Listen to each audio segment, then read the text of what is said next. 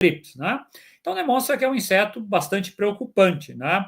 Primeiro ponto, né? Vai provocar danos extremamente significativos, lembrando que o trips, né, a Ornith Sanoptera, é um inseto raspador sugador, né? Então o nome aí do aparelho bucal, né, apresenta 3 estiletes, né? Então chamado de triqueta, né? Então ele raspa o tecido, né? Algumas literaturas mencionam, né, que ele fura, né? Estilo martelete, né? Mas em resumo, provoca um dano extremamente grande comparado a um inseto de menos de 1 milímetro de tamanho, né? Como vocês vislumbram aí nas fotografias aí no vídeo aqui, né, onde que esse trifólio, né, passa a ser ineficaz no sentido de fotossíntese, né? Então esse é o primeiro ponto, né? Muitas vezes não existe essa sensibilização pelo manejo porque a planta, né, ela não perdeu uma parte, um pedaço do folíolo trifólio, né? Mas por consequência ele acaba sendo um penduricalho da planta.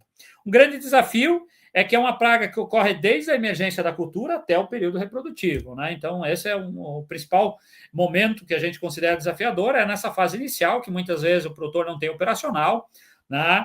Está lá fazendo semeadura, está fazendo outros manejos e a plântula, né, colocou o primeiro unifoliolado, o primeiro trifólio, já tem um grande ataque dessa praga, né? Primeiro questionamento, né? Tratamento de semente, né? Que tem um perfil mais neonicotinoides ou na linha de fipronil, vai segurar? Pessoal, em torno de 8, 10 dias, né? Após a emergência. Então, é bem curto o período. Não é, vamos dizer assim, não é que segura na totalidade. Você vê pequenas diferenças na diminuição, né, do dano comparado a uma área com outro padrão de tratamento de semente ou uma condição que não tem efeito para trips. Tá? E aí entender, né, obviamente, que aqui um trabalho que foi comparado à população absoluta aqui em verde de trips a vários aspectos de condição climática. Né? E, obviamente, vocês verificam que chove, a população declina. Para de chover, a população volta a crescer. Né? Então, a correlação à chuva, né, ela é intimamente ligada. Por isso que, né, já para setar a expectativa de vocês, né, o melhor inseticida para trips é qual? Chuva. Né? Então, esse é um ponto importante, né? Compreender a condição climática, como está a previsibilidade de chuva, né, para o entendimento de qual tática de manejo eu vou adotar, ou se eu vou adotar ou não vou, mas no sentido de, né, eu preciso adotar emergencialmente ou vai chover e aí vou verificar se a população vai declinar, vai restabelecer e aí eu vou fazer uma intervenção de manejo. Tá? E aí, obviamente, se eu não fizer manejo e a condição climática for extremamente favorável, situações catastróficas como essa podem ocorrer. Lembrando que a soja de hábito indeterminado, nós temos um comportamento, né, muito importante de enchimento de grãos, da parte mediana baixeira da planta. Então, por consequência, eu ter uma planta caneluda, né, ou com perda, abortamento de folíolos, né, ou folíolos não fotossinteticamente ativos, dessa parte mais baixeira, vai impactar gigantemente na produtividade. Tá? Então, esse é o entendimento. Muito você sabe, se compreende a importância de uma aplicação zero para proteger nas primeiras trifólios, né? Mas muitas vezes eu perco essa área foliar por trips, por exemplo, principalmente no negligenciamento das aplicações mais iniciais, né, que muitas vezes não tem outra motivação para entrada na lavoura, né, e o produtor vai sendo reticente e não entrando com aplicação de inseticida, por exemplo. Tá? Então, pontos bastante importantes. Falamos da folha, né? Veja aqui, a gente elenca esta foto para chamar a atenção que muitas vezes, né, claro que agora a trips já está mais no dia a dia, né?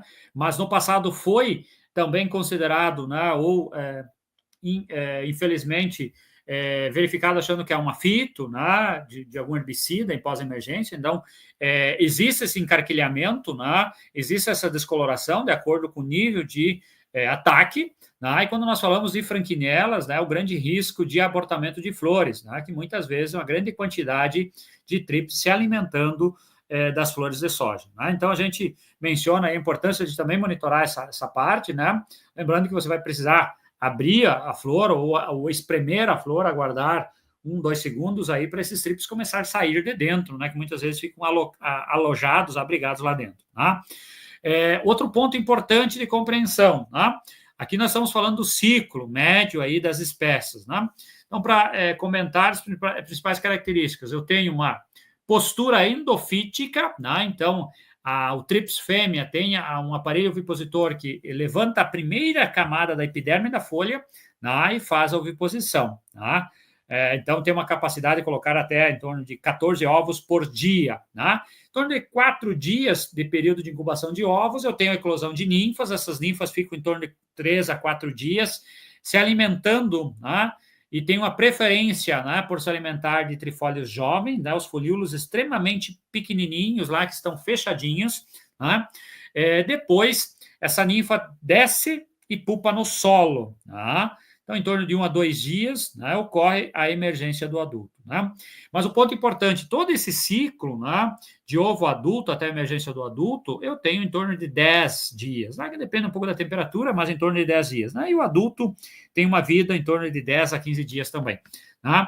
Então, o que isso me traz de informação muito importante? Condição ambiental favorável para trips. Eu estou passando por um veranico, eu preciso reduzir o intervalo de aplicação. E aí, muitas vezes, o que acontece? Ao contrário, né? Porque você não tem uma condição ideal, né? Uma falsa percepção de não ter doença, né? E o produtor abre intervalo, né? Principalmente na questão de produtos um pouco mais quentes, né? Na linha de base Tebuco, na base Protio, né? Você fica naquela, né? De aplicar ou não, né? E muitas vezes você abre intervalo. E aí, trips nada de braçada e você não consegue quebrar ciclo, né? Porque uma aplicação, pessoal, você vai pegar adultos e ninfas, né? Se você já tem uma população estabelecida na lavoura, você não tem efeitos sobre ovos, muito menos sobre pupas. Então, vejo que poucos dias depois da tua aplicação, você vai ter a eclosão de novas ninfas e a emergência de novos adultos, né? Que vão dar continuidade a esse ciclo. Então, você precisa voltar com em torno de 10 dias, no máximo, para dar uma segunda pancada. É isso, realmente ter uma efetividade de controle. Gostou desse corte? Esse material faz parte da nossa assinatura. Assine agora mesmo e tenha acesso a mais de 400 conteúdos como esse.